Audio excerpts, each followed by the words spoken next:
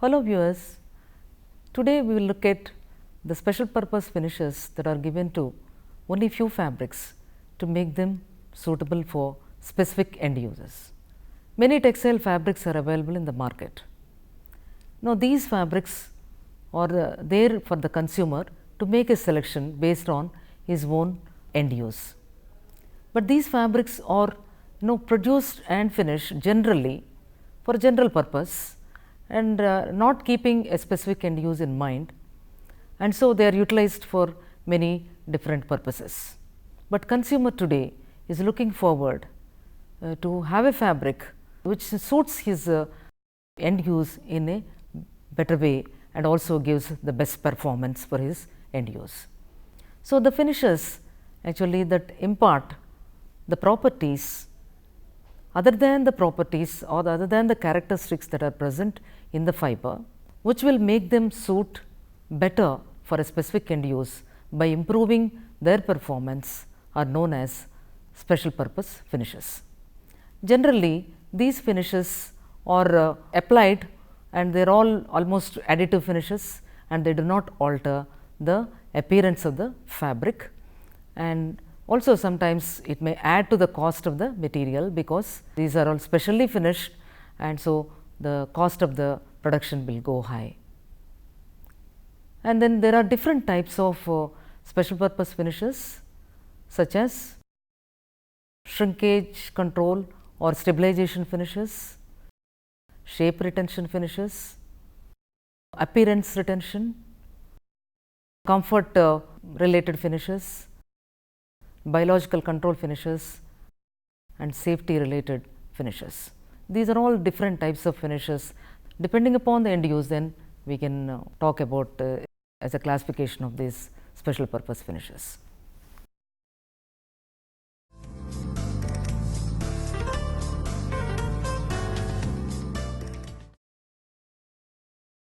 Let us look at stabilization or shrinkage control finishes. Fabrics are finished in order to control different types of shrinkage found in the fabrics, such as relaxation shrinkage, felting shrinkage, and swelling shrinkage and all. The specific process depends upon the type of shrinkage to be controlled, the fiber composition, and the fabric structure. Usually the woven fabrics and also the knitted fabrics are made to stabilize by taking the process known as compressive stabilization process. After this particular finish, the fabrics will be free from the relaxation shrinkage, and maybe if the shrinkage is there, it may not be more than 1 to 2%. Compressive stabilization process. In this, the fabric is manipulated lengthwise and crosswise in the presence of steam and heat. In this process of stabilization, the damp fabric is led over the guide roller and drawn between a rubber blanket and a heated shoe. And the heated shoe will confirm that the fabric is against the rubber blanket. That is a very important point over there. And then when it is going over a big roller, then the fabric also get extended, and since it is a rubber blanket, it stretches to that level and then it takes the fabric also along with it, and thus the fabric stretches at that particular point. And then when it goes over and when it starts actually leaving that particular roller, what happens is that the rubber blanket retracts, and thus it will make the fabric to comply to that particular shape, and thus you find that the shrinkage takes place already and the fabric is pre-shrunk. This process is sometimes known as pre-shrinking process, and the amount of stabilization is determined by the thickness of the rubber blanket. The trademarks of the compressively stabilized woven cotton fabrics is sanforized, and that of pre-shrunk cotton and cotton blended knitted fabrics is sanfor knit, and also rayon fabrics, when they are pre-shrunk by this process, the trademark given is the sanfor set.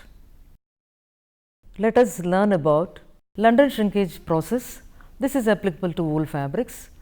So, wool fabrics are made pre-shrunk by different methods, but one of the best and the safe methods is London shrinkage. Originally, name has come from process being used at London. In olden days, what used to happen is that some of these wool fabrics were placed in the fields exposed to the dew, and the dew used to make the fabric relaxed, and thus it used to pre-shrink. It used to happen around London, and that is why the shrinkage process is known as London shrinkage process. And today this process is still supposed to be a very safe one, because cold water process, and thus nothing happens to the fabric, because when chemicals are there, definitely they are going to spoil the material, but this material is only with the cold water, and so it is still a very safe finish on wool fabrics.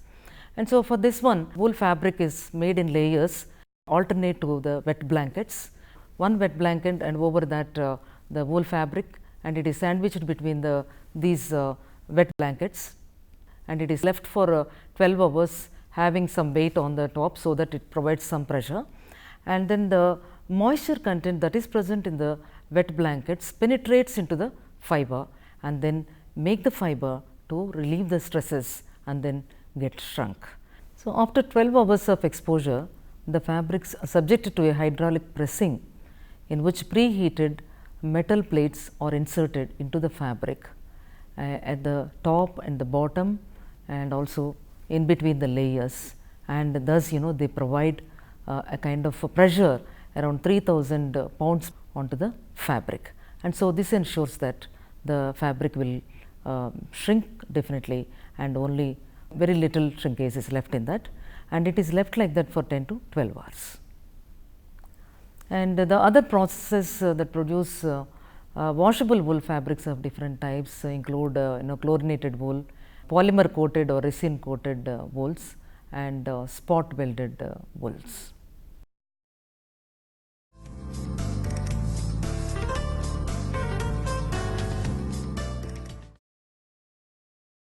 Now we will look at shape retention finishes. Wool, silk and most of the man-made thermoplastic fibers can retain their shape even after use and also washing, and they may require little or no ironing. But fabrics like cellulosics such as cotton, linen and rayon do not have the ability to retain the shape after either use or washing, and thus wrinkles appear on the material, and so for reusing they have to be ironed, and then only they can be worn. Significant changes in clothing care has occurred today, and the consumers have no time to iron the fabrics or to take care of the fabrics after washing, and so these fabrics are having a disadvantage, because cotton, linen and rayon cannot keep up with their shape, and so in order to compete with other fibers, certain finishes are being developed in order to make them retain their shape. And among that you have a wrinkle resistant finishes. Wrinkles are formed, or wrinkles or creases, whatever it may be, they are formed when the fabric is worn or it is distorted while wearing or while washing. And so these creases, if they appear on the material, it looks very unsightly, and so they have to be removed. And so when the finishes are given, the fabrics are going to keep up their flat shape and do not wrinkle or do. Actually what happens is, this depends upon the molecular chains and their bondage between them. If the bonds are very strong, then we find that the fiber, when it bends, it comes back to its straight normal position, and once the stress is removed. But the fibers which are having very weak bondage or very weak polymer system, wherein the kind of attractions or the cross links between the molecular chains are weak, then these weak links will break once the fiber is bent, or once the fiber is distorted, and it will break over there, and then after some time the bonds are again formed, or the cross links are again formed in the bent stage, and thus you find the wrinkles in these materials. And so these have to be strengthened in order to make them retain their shape. The polymeric system of the cellulosic fibers does not support actually this kind of strength in the polymer system, and thus you find that the hydrogen bonds will break once the it takes up a bent shape and then reformed again in a bent stage, and thus you find that the creases are formed on the materials. To provide shape retention to these fabrics, the initial process developed was the wrinkle resistance to rayon fabrics, and similar processes are developed again for cotton and also linen fabrics, and to recover from wrinkling after wear, but not after washing. Then what happens? There are again some more finishes are developed like wash and wear finishes. They have bridged the gap by providing resistance against creasing to these fabrics after washing. So, that is why they are called as wash and wear finishes. They can be by adding the smooth drying aspect to the fabrics. And then again advanced wrinkle resistant finishes like durable press are again developed in order to give shape retention, very superior shape retention to the fabrics, and thus all these wrinkle resistant finishes are dependent upon some of the resins that are present, and simply it is just an additive finish like a resin like formaldehyde is being used in this, and in ordinary wrinkle resistant finishes only 3% of formaldehyde is being used. The fabric is impregnated with this particular chemical, and then it is cured at high temperature.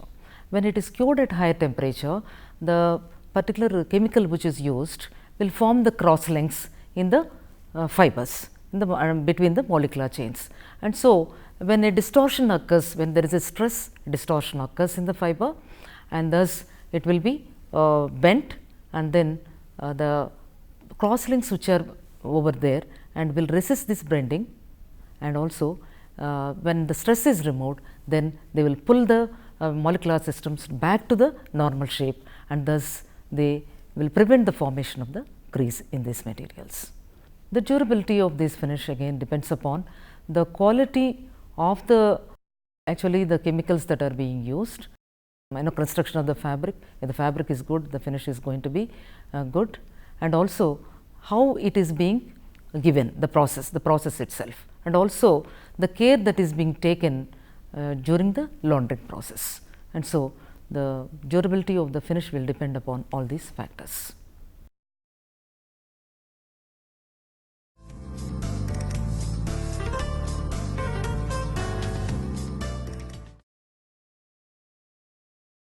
Let us learn about wash and wear finishes.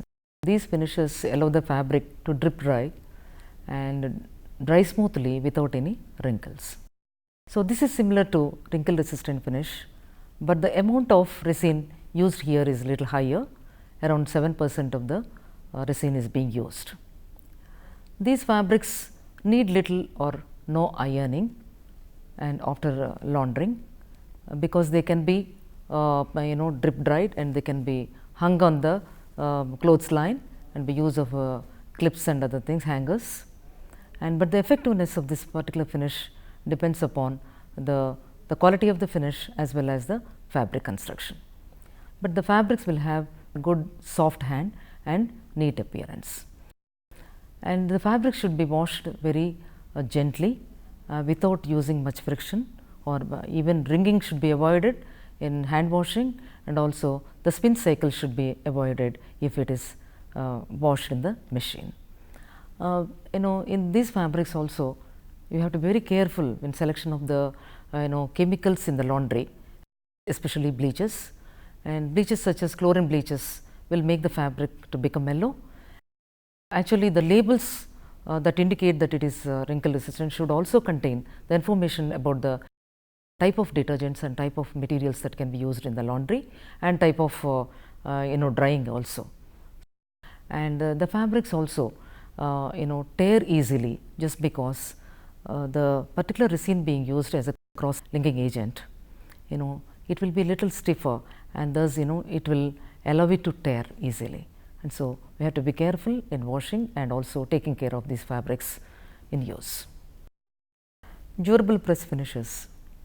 Durable press is a descriptive term applied to garments that retain their shape even after many launderings and many tumble dryings, and so the durable press will last for a long time. And it is this particular durable press is heralded as the one of the most significant textile developments in the 20th century, and it eliminated the need to starch these materials, line dry, sprinkle and iron cotton fabrics to obtain a wrinkle free appearance. Durable press and permanent press are the terms that are being used interchangeably, but I think durable press is a better term because it talks about the longevity of the particular finish, even though both the terms indicate that there is shape retention to a superior degree. Durable finish is given to mostly to 100% cotton fabrics and blends of cotton and rayon with the polyester or rayon cotton with the polyester. Sheets and pillowcases, blouses, shirts, jeans, trousers and kind of pyjamas and all are given this kind of durable press finishes in order to maintain the particular shape even after the use and also the washing. For giving this durable press, there is a chemical of formaldehyde and a glyoxal and urea. These three are synthesized in order to get the proper mixture of the resin and which can be used for producing these durable press finishes. The most widely used chemical for this particular or compound for this particular durable press is Dimethyloldihydroxyethyleneurea. This is being impregnated into the fabric and the fabric is made to cure at a very high temperature. Then the crosslinks are formed in the fiber polymer system and thus this it makes it very strong also. The polymer system becomes very strong and we can say that it is 20 times stronger than the original cotton fiber. And so, when this particular fabric is bent or it is subjected to any distortion, the fibers bend, but the crosslinks that are formed in the fiber will allow it to stretch to a certain extent, and then when the particular stress is removed and it allow them to they pull the particular molecular chains to normal position and thus they avoid the formation of the crease in these materials. After the finish, the three-dimensionally cross-linked polymer resists the creasing or wrinkle resistance around 20 times more than the hydrogen bonding, which is supposed to be a Baker bonding. And when the bending force is withdrawn, then the cross links pull the molecular chains back to normal condition and thus avoiding the formation of a crease in these materials.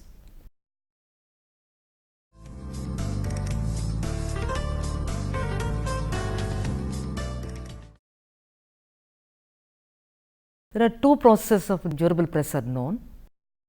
Pre and post cure processes relate to the point at which the impregnated resin has been cured. Pre-cure process, in the older days, what used to happen is the fabric is given the durable finish only at the textile mill, wherein the fabric is impregnated with this particular chemical resin and then cured at high temperature, and then it used to be sent to the garment industries. But what used to happen here is that, and we need some of the folds and creases in the garments, especially for a trouser we need a particular crease that is particularly made or purposefully made in the fabric. And so, to get it those particular folds and also at the seams and also at the hems, folding those fabrics became very difficult. And so, another process being developed which is called as a post cure process. In this process, the fabric in the finishing factory, it will be impregnated with the particular resin or the compound or the chemical, and then it will be dried at that particular factory, and then it will be taken to the garment industry, wherein it will be cut and sewn, and then it will be subjected to a curing at a higher temperature. And sometimes it may be pleated, or it may be some of the particular creases are there. In that particular condition, it will be cured. Then the crosslinks are formed in this condition, and thus the purposely made folds or the creases present in the garments are protected till many washes. And so, this post cure process is being used, but sometimes if you want to make alterations for the garments, it is very difficult with the second process. So, still if it is at home, home sewing and home laundering and all, the first method is preferred, wherein the fabric itself has the cross links in a flat stage. Even though durable press fabric improves the shape retention of the cellulosics, but there are some disadvantages with this particular finishing. It reduces the tenacity, the elongation, the abrasion resistance, and the flexibility of the fiber. That means, by increasing the stiffness, the flexibility is being reduced. And around 50% of tenacity of the cotton fabric is being reduced after this finish. Sometimes cotton blends are taken instead of the cotton. So, cotton and polyester, it may not lose that much of tenacity because of the presence of polyester. But if 100% of cotton fabrics are to be durable pressed, in that case the fabric is given pre-treatment with ammonia, so that the fabric will be strengthened because of the exposure with the alkali. And durable press finishes also soil scavengers, because the soil will be collected by these fabrics, and so it is a problem sometimes, and if it is a white fabric especially, it takes up the soil and become permanently grey. And so, this has to be taken care of in durable press fabrics. And the absorbency of the fabric also sometimes known to reduce, and only few people can really sense the comfort in the fabric, it is being reduced. So, these fabrics may contain free formaldehyde that is being released from the fabric, especially when the cross links are broken during use. We know that formaldehyde is a known allergen and also a toxic substance. And so, the free flowing of this formaldehyde is not that safe to the people, and so one has to take care of this particular fabric, especially those people who make garments with these durable press fabrics. But nowadays there are many compositions that are coming up, and research is underway to produce fabrics addressing some of these problems, and also bring the combinations by eliminating availability of the free formaldehyde on the fabric, either when it is used first or during the use. Then coming to the wool fabrics are also permanently pressed or permanently treated by chemicals.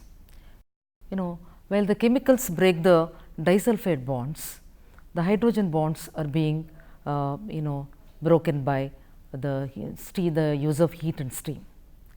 And then when the fabric is straightened, when the particular bonds are again made, that means when they are allowed to reform into the disulfide and also the hydrogen bonds, if the fabric is smooth, then it is going to keep up a very smooth and flat appearance.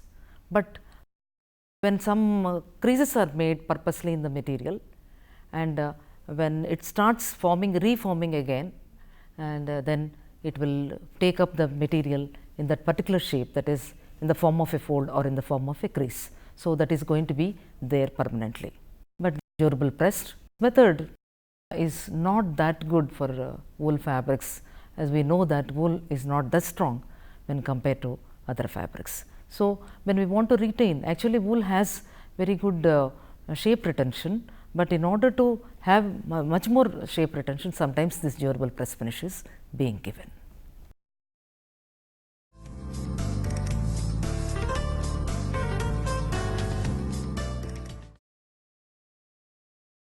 Let us learn about Appearance retention finishes.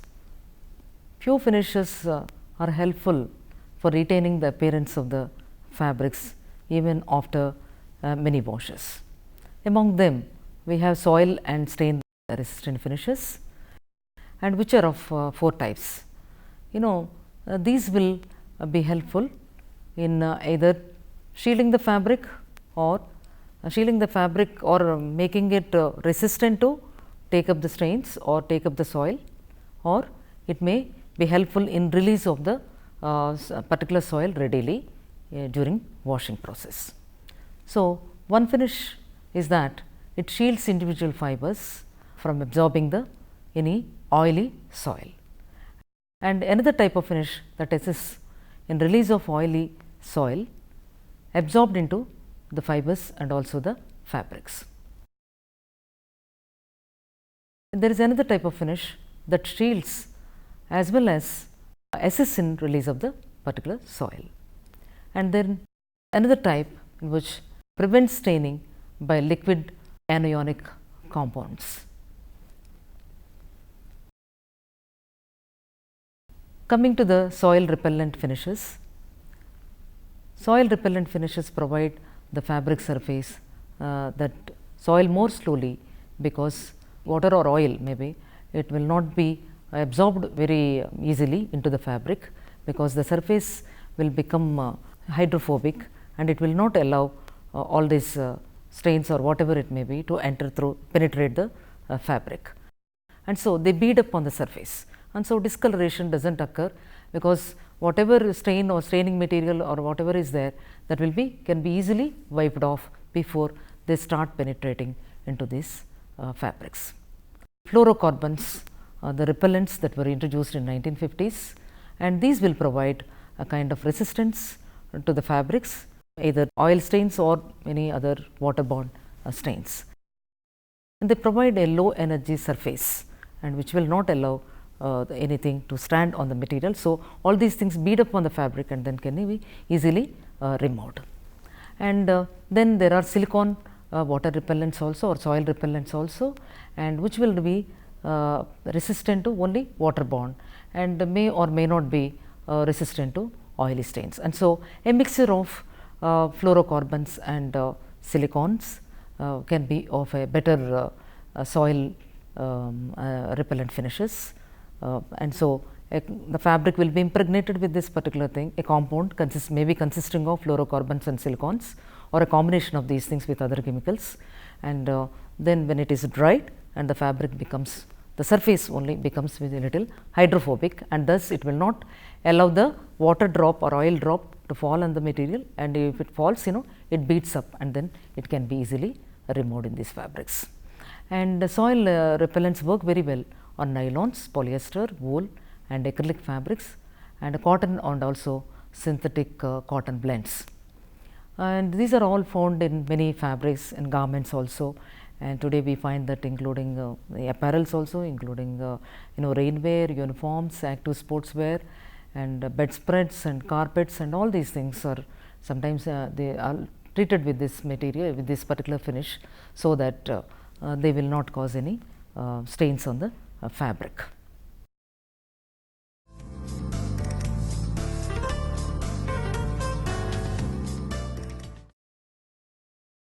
Let us learn about soil release finishes. These finishes impart easy soil release from the fabric surface without the use of detergents, because of the presence of soil release agents in the materials.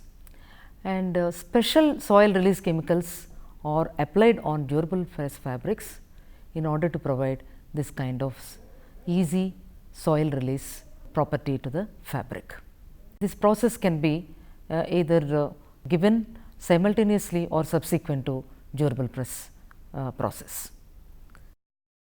Two approaches are in vogue for effective soil release. One approach is to make the surface hydrophilic with the use of polyemulsions and also hydrophilic copolymers.